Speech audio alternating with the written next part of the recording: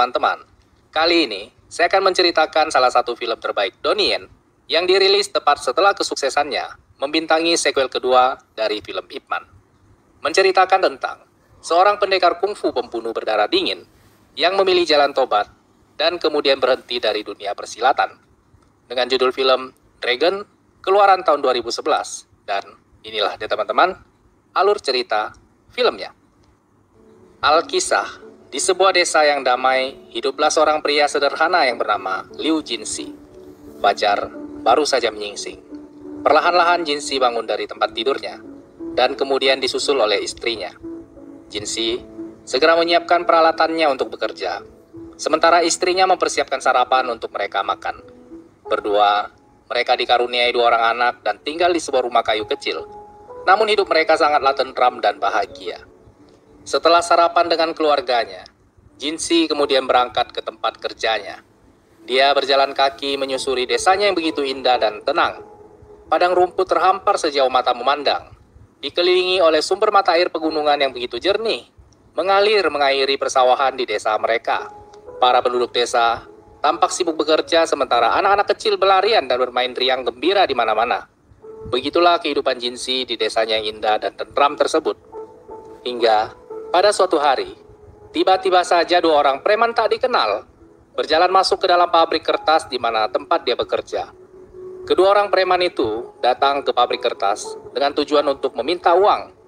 Pada awalnya juragan pabrik berusaha untuk menolak permintaan mereka secara halus. Namun kedua preman itu terus-menerus memaksakan niatnya sehingga membuat sang juragan mau tidak mau terpaksa harus memberikan perlawanan. Dia kemudian mengayunkan sebatang kayu ke arah preman tersebut untuk menakut-nakutinya. Namun perbuatannya itu justru membuat dirinya seketika langsung dipukuli hingga babak belur oleh para preman itu. Melihat suaminya dipukuli, istri sang juragan berteriak sekeras-kerasnya untuk meminta pertolongan warga desa. Namun ia kini juga ikut dipukuli dan malah menjadi seorang sandera. Sang juragan dipukuli seperti seekor anjing sementara preman yang berbadan kecil kini mengayun-ngayunkan goloknya dan mengancam keselamatan nyawa istri sang juragan. Di tengah-tengah kekacauan, Jinsi berlari sekencang-kencangnya dan kemudian memeluk si preman yang berbadan gemuk. Dia berayun ke sana kemari dibuatkan oleh si preman yang mencoba untuk melepaskan dirinya dari pelukan Jinsi. Sementara si preman berbadan kurus mengayunkan goloknya ke sana kemari dan berusaha untuk menebas Jinsi. Serangannya yang membabi buta itu membuat badan si gemuk ikut menjadi sasaran, dan bahkan salah satu tebasan pedangnya tanpa sengaja mengenai wajah si gemuk, sehingga membuat kuping si gemuk putus terpotong. Melihat kekacauan yang semakin tak terkendali, si kurus mencoba untuk menghabisi Jinsi dengan cara melompat setinggi mungkin untuk menikamnya. Namun kepalanya justru membentur sudut lemari, dan si kurus pun langsung tewas seketika. Melihat temannya tewas, si gemuk membawa perkelahian tersebut keluar dari pabrik. Dia kemudian mencoba untuk menenggelamkan Jinsi di sebuah sungai kecil yang berada tepat di depan pabrik. Namun tiba-tiba saja Jinsi mengayunkan sebuah pukulan ke arah wajah si gemuk, dan tak disangka-sangka si gemuk pun langsung tumbang dan tewas di tempat. Jinsi kemudian berjalan sempoyongan dan berusaha merangkak keluar dari sungai, sementara para penduduk desa tampak sangat terkejut dengan apa yang baru saja mereka saksikan. Beberapa hari kemudian, seorang pejabat dari pengadilan kota datang ke desa Liu untuk meninjau kejadian tersebut. Dia membawa serta dengannya seorang dokter yang diperintahkan untuk melakukan otopsi terhadap mayat kedua orang preman itu.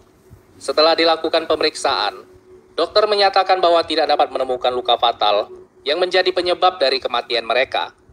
Otopsi tersebut ikut disaksikan oleh seorang inspektur kepolisian yang bernama Su Baijiu. Su kemudian menemukan bahwa salah satu preman yang mati terbunuh itu ternyata adalah Yan Dongseng, salah satu bandit buronan kepolisian yang sangat dicari karena terkenal sangat kejam. Su kemudian segera melaporkan penemuannya itu kepada sang pejabat pengadilan. Terkejut mendengar berita yang disampaikan oleh Su, si pejabat kemudian menanggapi berita tersebut sebagai sebuah kabar yang sangat baik. Dia kemudian memutuskan bahwa penyelidikan telah berakhir, dan semua itu terjadi berkat keberanian dan aksi heroik yang dilakukan oleh Jinsi. Di depan para warga desa, sang pejabat pengadilan mengumumkan bahwa Jinsi adalah seorang pahlawan, dan dia sangat berterima kasih kepadanya karena telah berhasil membunuh seorang buronan kepolisian yang selama ini dicari-cari dan sangat berbahaya. Mendengar pernyataan sang pejabat, Warga desa Liu pun segera beramai-ramai menyanyikan sebuah lagu untuk memuji keberanian Jinsi. Penyelidikan dianggap selesai, dan pejabat pengadilan pun pergi meninggalkan desa Liu. Namun Su, yang menaruh curiga terhadap hasil otopsi, memutuskan untuk melanjutkan penyelidikan. Dia tidak percaya begitu saja, bagaimana seorang pembuat kertas dapat dengan mudahnya membunuh seorang buronan kepolisian yang sangat berbahaya. Dia pun mulai mengutak-atik tempat kejadian perkara dan berusaha untuk mencari informasi dari para penduduk desa. Penduduk desa memberitahukan kepada Su bahwa Jinsi dahulu bukanlah bermarga Liu. Dia datang dari sebuah desa yang bernama Gong. Semenjak dia menikahi Ayu istrinya, yang merupakan janda anak satu, sejak saat itulah Jinsi mengubah marganya menjadi Liu. Pada kehidupannya sebelum menjadi seorang tukang kertas, Jinsi berasal dari sebuah keluarga yang bekerja sebagai pemotong hewan. Mendapatkan informasi tersebut, Su kemudian memeriksa kembali mayat Yan Dongseng dan segera menyadari bahwa Yan Dongseng tewas seketika setelah menerima serangan pada sebuah titik yang sangat mematikan. Dan orang yang menguasai teknik ini sudahlah pasti merupakan seorang ahli kungfu yang sangat hebat. Pada keesokan harinya, Su mendatangi Ayu, istri Jinsi, untuk menanyakan beberapa pertanyaan kepadanya. Kedatangan Su disambut oleh Ayu dengan sangat ramah. Namun Su terus-menerus melontarkan pertanyaan yang membuat Ayu semakin lama merasa semakin tidak nyaman. Dia merasa Su sedang berusaha untuk menggali masa lalu suaminya. Beberapa hari kemudian, Su mendatangi Jinsi ke tempat kerjanya. Dia meminta Jinsi menjelaskan secara rinci bagaimana cara dia menghadapi kedua preman yang mencoba untuk membunuhnya. Su berusaha keras untuk membayangkan kembali skenario perkelahian antara Jinsi melawan kedua orang preman itu. Setiap langkah yang diambil oleh Jinsi diperhitungkan dengan matang-matang olehnya, dan bahkan bagaimana sampai-sampai Yan Dongseng bisa kehilangan telinganya. Sementara pada skenario kedua, dia melihat bahwa Jinsi dengan sengaja menutup semua jendela dan kemudian menggunakan keahlian kungfunya untuk bertarung. Pertama-tama, yang menjadi sasarannya adalah Yan Dongseng, yang dalam seketika babak belur menerima serangannya. Setelah melumpuhkan Yan Dongseng, Jinsi kemudian menggunakan sebuah serangan mematikan yang digunakan untuk menotok aliran darah si kurus, sehingga membuat kompresi jantungnya terhenti dan langsung tewas seketika.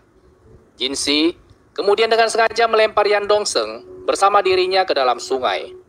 Air pada permukaan sungai menumpulkan serangan bertubi-tubi yang dilancarkan oleh Yan Dongseng, sementara Jinsi menunggu saat yang tepat dan kemudian menyerang Yan Dongseng dengan sebuah serangan mematikan yang seketika membuat otaknya berhenti bekerja dan langsung tewas seketika. Namun semua teori itu tidak akan berguna apabila Su tidak dapat membuktikan bahwa Jinsi adalah seorang ahli kungfu seperti yang ada di dalam pikirannya. Pada suatu hari ketika Jinsi sedang memikul bambu, dengan sengaja Su mendorong Jinsi hingga terjatuh dari atas jembatan. Namun untung saja terdapat sebatang pohon beranting kering yang menahan badan Jinsi sehingga dia tidak langsung terjatuh ke sungai. Jinsi berteriak sekeras-kerasnya untuk meminta tolong, dan tidak lama kemudian ranting tersebut patah dan ia pun jatuh ke dalam sungai. Melihat kejadian tersebut, kini Su menjadi yakin bahwa Jinsi memiliki keahlian kungfu yang sangat tinggi. Demi untuk menunjang bukti penyelidikannya, Su memerintahkan kepada salah satu anak buahnya untuk pergi mencari informasi ke sebuah desa yang diketahui merupakan kampung halaman keluarga Jinsi sebelumnya. Pada suatu malam, Ayu, istri Jinsi, mengundang Su untuk makan malam bersama di rumahnya. Sepanjang makan malam berlangsung, Su terus-menerus memancing dan mendesak Jinsi untuk bercerita tentang masa lalunya. Namun Jinsi hanya terdiam dan tidak mau menjawab satupun pertanyaan yang dilontarkan oleh Su kepadanya. Makan malam pun berlangsung dengan sangat dingin. Jinsi mencoba untuk mengusir Su secara halus dengan berkata bahwa hari sudah malam. Namun Su justru mengatakan bahwa dia akan menginap. Pada keesokan paginya, penduduk desa mengadakan sebuah acara. Acara tersebut merayakan anak-anak penduduk desa yang telah berumur 12 tahun. Di mana menurut tradisi Cina kuno, anak laki-laki berumur 12 tahun telah dianggap dewasa dan akan mengganti pakaian sehari-hari mereka dari putih polos menjadi hitam. Dari kejauhan, Su memandangi Jinsi dan istrinya yang tampak begitu bahagia dan terharu karena anak sulung mereka kini telah beranjak dewasa. Su tidak menyadari bahwa sebenarnya Jinsi sedang memperhatikan dia dari kejauhan. Perlahan-lahan dia berterus terang kepada Su bahwa dia tahu Su datang ke desa Liu adalah untuk menangkapnya. Dia mengakui bahwa dirinya di masa lalu adalah seorang buronan pembunuh. Dia datang ke desa Liu karena dia ingin berubah. Dia memohon kepada Su untuk melepaskan dirinya. Setelah mengatakan hal tersebut, Jinsi pun segera berlalu pergi, meninggalkan Su yang tampak terdiam dan tidak dapat berkata apa-apa. Su merasa Jinsi masih juga berbohong padanya. Su kemudian mengambil sebuah sabit dan lalu menebaskan sabit itu ke pundak Jinsi. Perbuatannya itu disaksikan oleh seluruh penduduk desa. Penduduk desa Liu pun kini satu persatu mendatangi Su dan memintanya untuk pergi dari desa mereka. Namun tepat sebelum Su meninggalkan desa Liu, anak buahnya datang untuk memberikan laporan kepadanya. Desa Gong, yang disebut-sebut Jinsi sebagai kampung halaman keluarganya, tidak pernah diketahui keberadaannya. Ditambah lagi, juga tidak ada satupun keluarga yang bekerja sebagai pemotong hewan. Dulu memang ada satu keluarga pemotong hewan di sana. Namun satu keluarga itu telah tewas dibunuh dengan sadis oleh seorang pendekar pembunuh berdarah dingin yang bernama Tang Long. Dan semenjak kejadian di hari itu, Tang Long tiba-tiba saja menghilang dari dunia persilatan tanpa ada jejak sama sekali. Dia ingin melaporkan penemuannya bahwa dia telah menemukan Tang Long, salah satu buronan pembunuh yang paling dicari oleh polisi. Namun dalam perjalanannya keluar dari desa, tiba-tiba saja dia yang kemudian menawarkan kepadanya untuk mengantarkan dirinya. Jinsi kemudian menunjukkan kepada Su sebuah jalan pintas untuk mencapai perkotaan. Berdua mereka berjalan menembus kegelapan hutan. Di tengah perjalanan, Jinsi bertanya kepada Su, apakah dia bersedia untuk melepaskan dirinya. Tanpa berpikir panjang, Su segera menjawab bahwa dia bersedia. Dia menjawab demikian karena dia takut Jinsi akan menghabisinya. Jinsi kemudian memeluk Su dan lalu menyuruhnya untuk berjalan lurus ke depan, maka dia akan sampai di kota Feng. Su berjalan pelan meninggalkan Jinsi, dan ketika ia menoleh kembali, Jinsi sudah menghilang seolah dia tidak pernah ada di sana. Tenggelam dalam rasa takut, Su segera berlari sekencang-kencangnya hingga ia sampai di daerah perkotaan. Pada keesokan harinya, Su menghubungi semua pejabat yang ia kenal, dan meminta mereka untuk mengeluarkan surat perintah penangkapan. Namun tidak ada satupun pejabat yang bersedia untuk membantunya.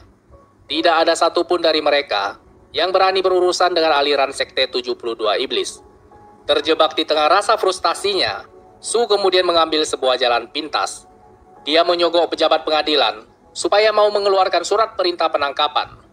Kabar bahwa Su telah menemukan Tang Long kemudian sampai ke telinga Master Wang, ketua dari Sekte 72 Iblis. Master Wang yang tidak lain tidak bukan adalah ayah dari Tang Long. Kemudian memerintahkan kepada semua anak buahnya untuk pergi dan membawa pulang putranya yang telah lama menghilang. Selama 10 tahun lamanya, Master Wang berusaha untuk menemukan Tang Long. Namun baru sekarang, dia mengetahui lokasi dari putranya itu. Pada keesokan harinya, desa Liu diserang oleh anak buah Master Wang. Nyonya ke-13 yang merupakan ibu tiri Tang Long, dikawal oleh si tangan besi, memaksa Tang Long untuk mengakui identitasnya di depan para warga desa. Namun dihajar seperti apapun, Jinsi tetap tidak mau mengakui bahwa dia adalah Tang Long.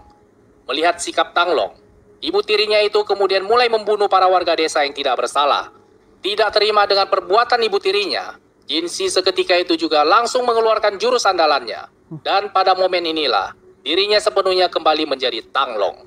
Melihat istri tuannya diserang, si tangan besi kemudian mencoba untuk menghentikan Tang Long. Namun meskipun pertarungan 2 melawan 1, tampak jelas bahwa ilmu bela diri mereka berdua bukanlah tandingan bagi Tang Long. Si tangan besi menerima serangan mematikan yang dilancarkan oleh Tang Long bertubi-tubi ke arah badannya, dan dia pun kemudian tewas di tangan Tang Long.